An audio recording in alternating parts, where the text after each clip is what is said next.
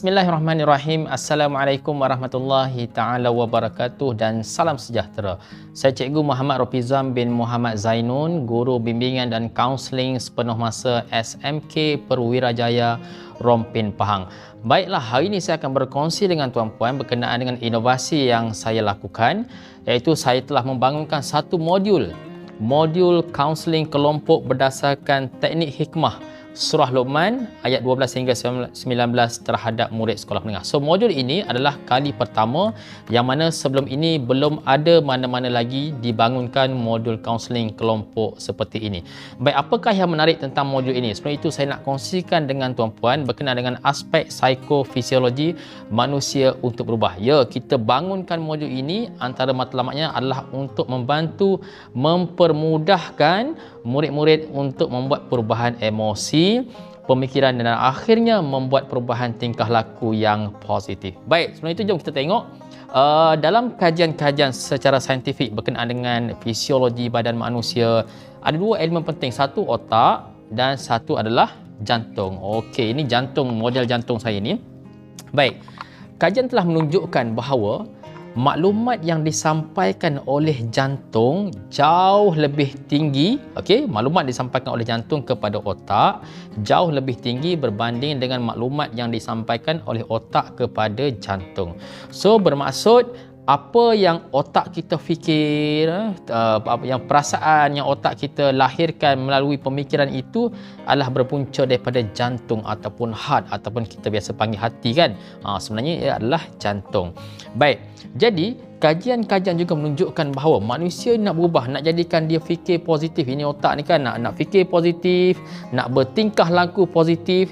Dia ada satu saraf yang dinamakan saraf vagus nerve, yang menghubungkan, saraf vagus nerve ini menghubungkan antara jantung, dia macam bridge lah kan, macam jambatan jantung kepada otak. So ini menarik sebab apa? Apa-apa yang berlaku, corak, gelombang, wave pada jantung ini menentukan pola pemikiran manusia. So ini adalah banyak kajian telah dibuktikan. So akhirnya saya bangunkan satu modul yang penuh dengan hikmah untuk perubahan tingkah laku manusia. Supaya apa? Modul ini ternyata nanti kita nak buktikan bahawa mampu menjadikan fisiologi jantung manusia ini, dalam konteks ini adalah murid kita yang sangat positif, So bila dia mengikuti aktiviti pada modul ini, kita telah uji bahawa fisiologi jantungnya menjadi semakin baik. Kemudian maklumat ini dihantar kepada otak, otak pun fikir perkara yang positif sahaja, yang baik, kecenderungan perubahan tingkah laku pun berlaku. Baik, jadi kita tengok sedikit berkenaan dengan ini yang disebut sebagai perubahan komponen manusia daripada otot, denyutan nadi, denyutan jantung kepada ini vagus nerve. Vagus nerve tadi, so dia akan hantar kepada otak. So pentingnya untuk kondisi jantung murid-murid kita ini adalah berada pada tahap yang paling terbaik.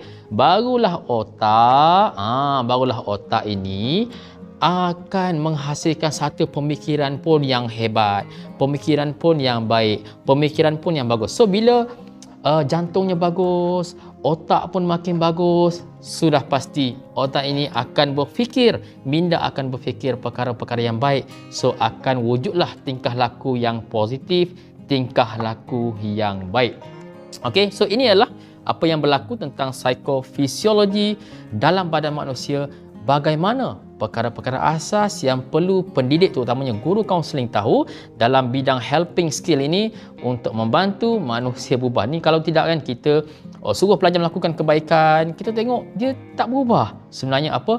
Fisiologinya tak berubah. So untuk berubah tingkah laku, pemikiran nak berubah, dia mesti berkaitan dengan fisiologi, dalam konteks ini di jantung. Alright. Seterusnya, ini kecerdasan spiritual yang sangat kita inginkan, yang juga kita garap di dalam modul yang cukup menarik ini, iaitu ada hubungan berkaitan dengan roh, akal, perasaan, nafsu, hati. So kita nak jaga semua ini, dan akhirlah modul ini setelah kita menyelidiki, setelah kita troka, kita melakukan discovery knowledge, so kita dapat hasilkan modul ini. Baik, kenapa kita menggunakan surah Luqman ayat 12-19 yang kita masukkan ke dalam modul intervensi kaunseling ini, inovasi yang kita lakukan ini?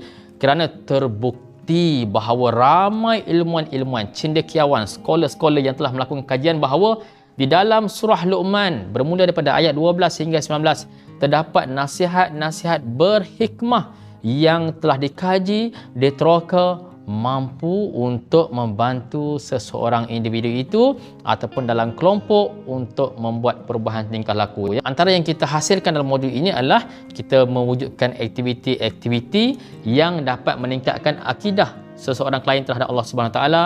Kita buat satu aktiviti untuk mewujudkan satu perasaan yang berbuat baik kepada ibu bapa ataupun penjaga, memberi manfaat kepada orang-orang yang melakukan kebaikan, mencegah kemungkaran. Bahkan kita buat latihan kepada murid melalui modul ini cara berjalan dengan berhikmah, cara berjalan dengan betul, cara berjalan dengan hikmah, cara bertutur menggunakan perkataan-perkataan dalam percakapan seharian dengan berhikmah mampu menjadikan fisiologi jantung manusia okey dan otak akan okey, tingkah laku okey seperti tadi. So, aktiviti dalam modul ini cukup unik ya, kerana dia menggabungkan elemen psikospiritual, psikofisiologi manusia. Sebab itu saya ingin kongsikan bahawa apa yang menarik juga tentang modul ini adalah modul ini telah pun saya bentang di international conference, bahkan saya pun telah menulis jurnal ilmiah ya.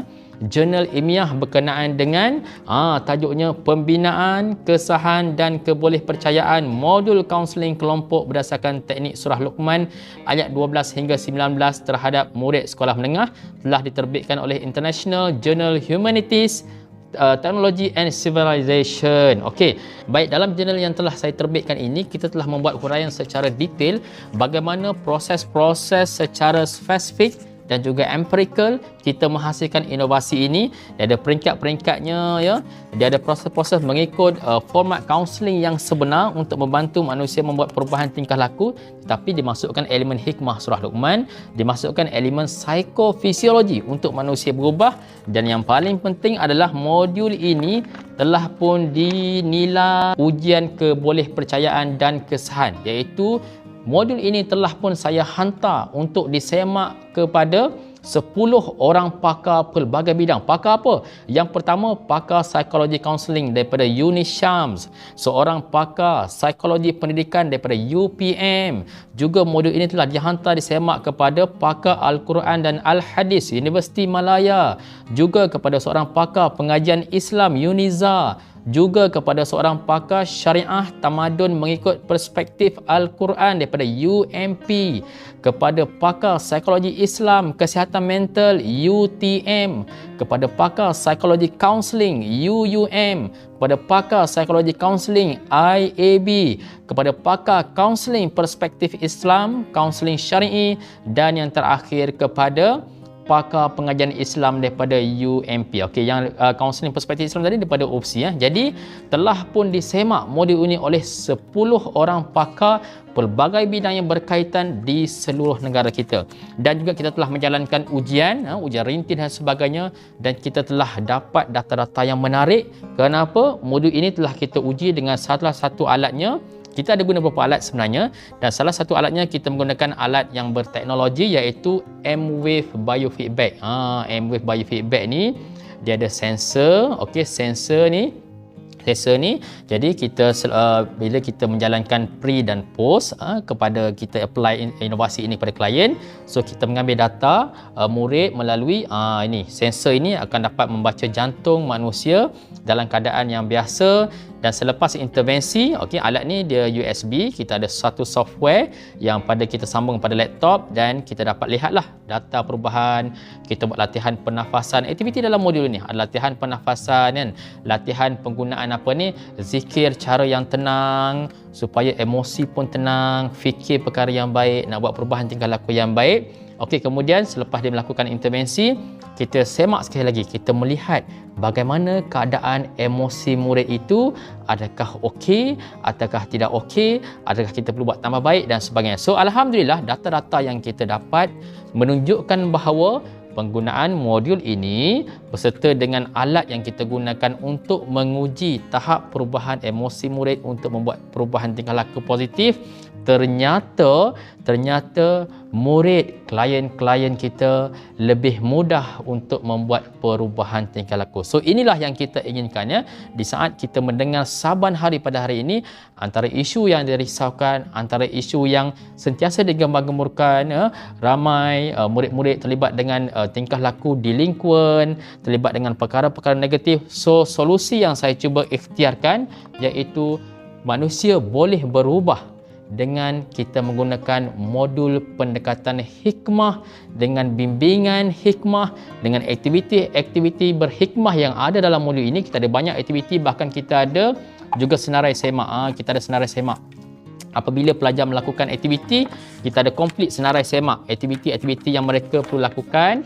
So kita tik, kita bincang, kita tambah baik dalam tempoh-tempoh intervensi dilakukan, dan akhirnya kita uji bahawa kita dapati kita memperolehi data yang cukup cantik menunjukkan bahawa manusia lebih mudah untuk membuat perubahan tingkah laku. Melalui apa?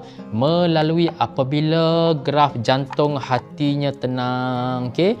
Graf jantung yang tenang itu menghantar signal yang positif melalui vagus nerve kepada otak kita. Kemudian otak mula apabila dapat satu maklumat yang baik, yang cantik, fisiologi jantungnya cantik, kemudian dia akan come out dengan otaknya, mindanya pun positif ya, dengan perubahan tingkah laku, dengan kehidupan, dengan persekitaran, dan akhirnya ia mendorong perubahan tingkah laku yang positif.